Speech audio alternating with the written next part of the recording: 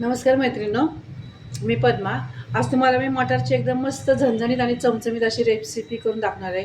आता मटार भरपूर आलेले आहेत बाजारात.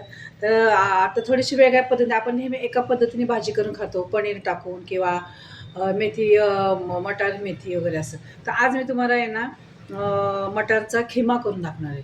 एकदम वेगळ्या पद्धतीने एकदम झणझणीत असं छान. आता त्यासाठी पहा मी 1 वाटी मटार घेतलेले आहेत. स्वच्छ धुवून निवडलेले मटार आहेत आणि 4 कांदे बारीक चिरून घेतलेले आहेत. 3 टोमॅटो बारीक चिरून घेतलेले आहेत, कोथिंबीर आणि बाकीचे मसाले मी तुम्हाला दाखवतेच आहे. आता हा मटार काय करणार आहे मी, हा मटार आहे ना, हा मिक्सरच्या भांड्यामध्ये घालून ह्याला क्रश करायचा आहे थोडासा. आपण ह्याला क्रश करून घेणार आहोत आणि मग आपलं पुढची रेसिपी तुम्हाला सांगते मी. हे पहा, आता आपला हा मटार मी असा क्रश करून घेतलेला आहे. आता कढई गॅस चालू केलेला आहे. पण कढईमध्ये तेल घालूया. लोखंडी कढई घेतलेली आहे. 1.5 ते 2 पळ्या तेल घालायचे. तेल तापून द्यायचे चांगलं. मोठा गॅस करायचा.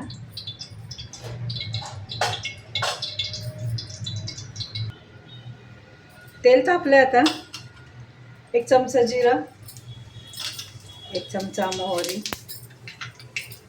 आणि फोडणीमध्ये नेहमीप्रमाणे थोडीशी कोथिंबीर. आपल्या ह्याला छान वास येतो भाजीला.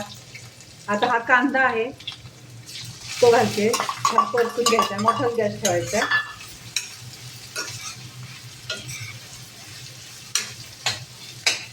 ह्याच्यासाठी खिमा, आपण नॉनव्हेजचा खिमा करतो त्याला आपण कांदा जरा जास्त घालतो. तसंच याला कांदा जरा जास्त घालतो कारण शिजून तो कमी होणार आहे कांदा. आता आपण छान ह्याला परतून घेऊया.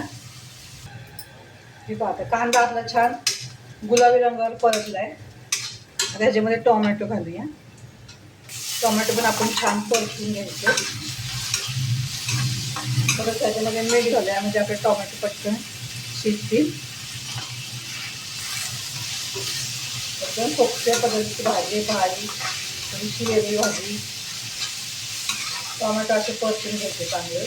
मोठाच गॅस ठेवायचा. एक कमी झाले पाहिजे टोमॅटो. हे बघा टोमॅटो पण आपले छान परतून झाले. त्याच्यामध्ये काय करणार मी, थोडीशी वाटीभर मेथीची भाजी आहे चिरून घेतलेली आहे ती घालूया. ह्याने थोडीशी चव छान लागते. त्या मेथीची भाजी आली तुम्ही थोडीशी पालकची भाजी जर ह्याच्यात चिरून टाकली ना तर एकदम छान लागते बघा. आता परतून घ्यायचे. आता ह्याच्यामध्ये आपण बाकीचे मसाले घालूया. गॅस थोडासा मी बारीक करते. आता ह्याच्यामध्ये घालायचे आहे हळद, 1 चमचा हळद, 1 चमचा धना पावडर, थोडंसं आता ह्याच्यात छान टेस्ट येण्यासाठी आपण काय करूया, चिकनचा मसाला घालूया ह्याच्यामध्ये म्हणजे नॉनव्हेजचा फ्लेवर येईल ह्याला. हे पहा 1 चमचा मी चिकन मसाला घातलेला आहे. एकदम छान लागतं चिकन मसाला घातल्यावर. पण तिखट आवडीप्रमाणे तुमच्या. आता ह्याच्यावर थोडीशी लाल मिरची पावडर पण घालायची. अर्धा चमचा लाल मिरची पावडर घातली. जास्त तिखट नाही करायची भाजी, तुमच्या आवडीप्रमाणे तिखट करा. परतून घ्यायचे छान. आता हे मटार आहेत ना क्रश केलेले ह्याच्यामध्ये घालायचे.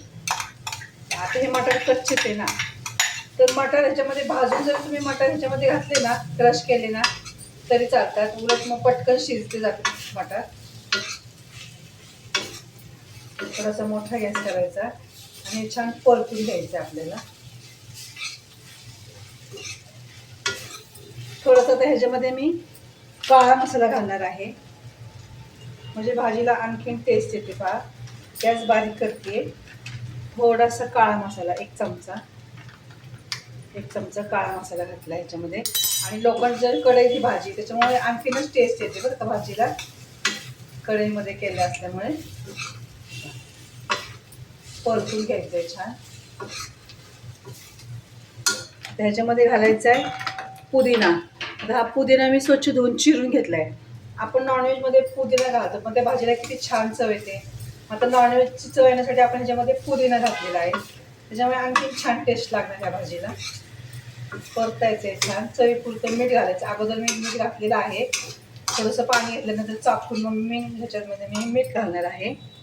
थोडेसे काजूचे काप आहेत ना ते घालते त्याच्यामध्ये. एकदम सुंदर वास येतो ह्या भाजीचा. अजून ही भाजी शिजायची आहे. त्याच्यामध्ये आपल्याला गरम पाणी घालायचे. आता त्याच्यामध्ये घालायचे थोडीशी आपल्याला आलं लसूण पेस्ट. मोठा चमचा मी आलं लसूणची पेस्ट घालते. हे आलं लसूणमध्ये थोडीशी कोथिंबीर वाटत असते नेहमी, त्याच्यामुळं छान वास येतो. आता हे परतून घ्यायचे छान बारीक गॅसवर आपल्याला. हे मटारचा खिमा झाला की नाही तयार बघा. त्याच पद्धतीने भाजी दिसते. ह्याच्यामध्ये कांदा जास्त घातला ना किंवा ह्या भाजीला जास्त चव लागते बघा. त्याच्यामध्ये थोडंसं गरम पाणी घालायचंय शिजण्यासाठी. आपल्याला भाजी शिजायची आहे. ते ग्लास भरून याच्यामध्ये गरम पाणी घातलेलं आहे. तुम्हाला हवं असेल तुम्ही अजून पाणी ह्याच्यामध्ये ॲड करू शकता. आता ह्याला झाकण घालायचं आपल्याला आणि ह्याला आपण 5 ते 10 मिनिट ह्याला छान बसून द्यायची. बारीक गॅस करायचं आहे आणि हे असं झाकण ठेवायचं. हे पहा आपलं खिमा इतकं मस्त शिजलं, इतकं सुंदर दिसतं हे बघा. आणि वास एकदम छान येते. तुम्ही जरूर करून बघा. मटारचा खिमा थोडीशी वेगळी पद्धत ह्या भाजीची. हे पहा आता हे 5 ते 7 मिनटं मी याला ठेवलेलं आहे. हा छान शिजलेला आहे. आता आपण हे काढून घेऊया एका भांड्यामध्ये. आता ही कढई लोखंडाची आहे ना, मग आता ही भाजी शिजली आहे तर मी दुसऱ्या भांड्यामध्ये ही काढून घेणार, म्हणजे भाजी आपली काळी होत नाही. हे पहा आता हा मटारचा खिमा मी तयार केलेला आहे. पहा इतकं सुंदर चवीला झालेला आहे. एकदम छान लागतो. तुम्ही पण ट्राय करून पहा. नक्की तुम्हाला ही भाजी आवडेल. आणि माझ्या चॅनल लाईक सबस्क्राईब जरूर करा.